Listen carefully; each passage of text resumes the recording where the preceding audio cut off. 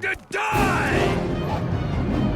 I have fond memories of back when I was a kid going out to the video shop on Henna Street and renting all sorts of stuff from them, with the exception of their PC games, and it wasn't for a lack of trying. Every time I tried to rent one of their PC games, I'd learn later on that whatever computer I had just couldn't run the bloody thing, so eventually I stopped even trying to rent them. These days, I call these games the Rental Elite, and there were some genuine classics amongst them, including the likes of the Gothic series. But now, thanks to the work of Beamdog, I can at long last play another one of these elites, Neverwinter Nights, specifically the Enhanced Edition. Does the game stand the test of time? Did Beamdog turn this into another Siege of Dragonspear? Do you need nostalgia goggles just to be able to enjoy the bloody thing? Well, sit down and let me tell you how it is.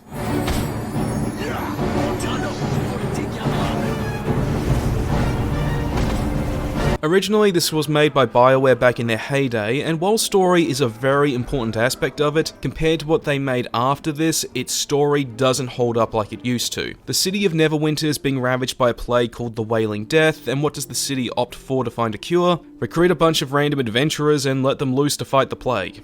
This setup makes it harder for people like me that never played it first time round to really suspend our disbelief and immerse ourselves into the story at first. Once the first chapter is finished, the story pulls a disenchantment, focusing on investigating a cult that was behind the plague all along and bringing them to justice rather than just running around the city like a chicken missing its head. Thankfully, the same can't be said about the two main expansions. Shadows of Underentide places the player in the role of an apprentice to a dwarven adventurer whose home has been ransacked and life now in danger. Now you need to go out and get back the artifacts your master was safeguarding from those who would abuse them. While Hordes of Underdark sees the city of Waterhaven attacked from below ground by the Dark Elves, and now heroes must brave the dungeon of Undermountain to stop their mistress. Both of these setups are far more believable and make it easy to buy into their stories and just get immersed in the adventure, rather than, just running around a city because everyone's getting sick.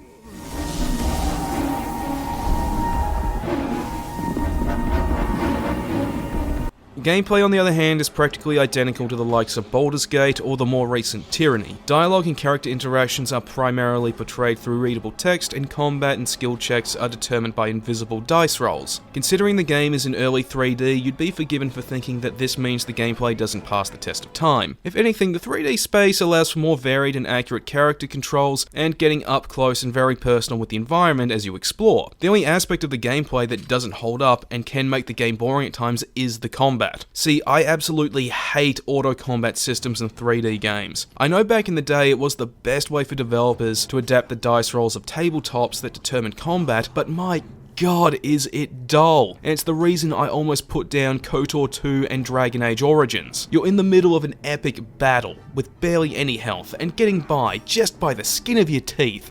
And your character is doing everything by default without you, and you only need to input commands to activate certain abilities. This makes it feel like your influence over combat is minimal at best, and non-existent at worst. And when compared to something like the more recent Xenoblade Chronicles 2, it can't look anything but antiquated. Because that game's auto-combat system takes into consideration things like character positions and other measurable variables that the player actively has control over, whereas everything in Neverwinter Nights is determined by dice rolls and dice rolls alone.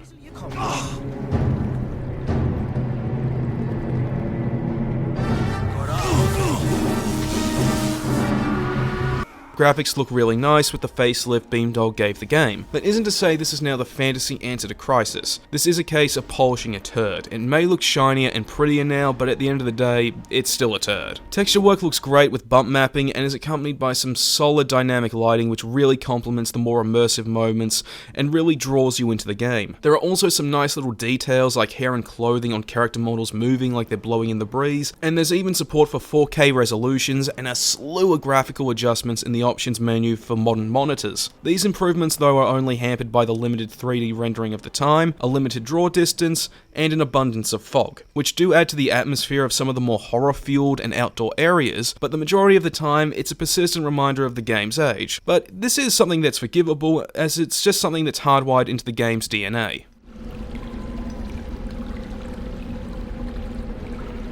But the one thing that cannot be criticized about the Enhanced Edition is just how much there is to do in it. Not only does it come with all of the content that came with the Diamond Edition on GOG, but it also comes with premium modules that were never included in that version. But that's not all. Beamdog and Ossian Studios are also remastering other modules like Shadow over Daggerford or Pirates of the Sword Coast as DLC. Not only is this a treat for those who played this game back in the day, but gives people like me with no nostalgia the opportunity to give these obscure adventures a go, as well as those who knew about them but didn't have the means to get their hands on them.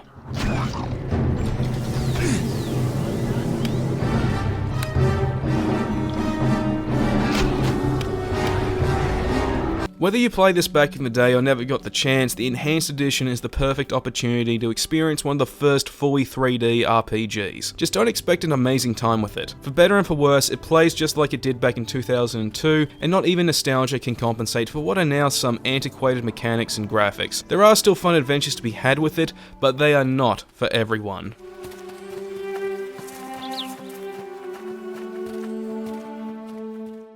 Alright, thanks for checking out this video, I really do appreciate it, and if you really enjoyed it, then feel free to also subscribe to the channel, or follow me on Minds and Gab for updates on upcoming videos. Now for the next game review, I'm going to be taking a look at Destiny 2 Forsaken, and for movie reviews, I am going to get my review of Annihilation done. I'm sorry I've fallen behind on that. I've been dealing with some personal issues that have been keeping me distracted from that, but I will get it done as soon as possible by the end of the week at the latest. And I'm also planning to do a review on the movie Dagon from the early 2000s. I've got all that and more coming up, so like usual, stick around.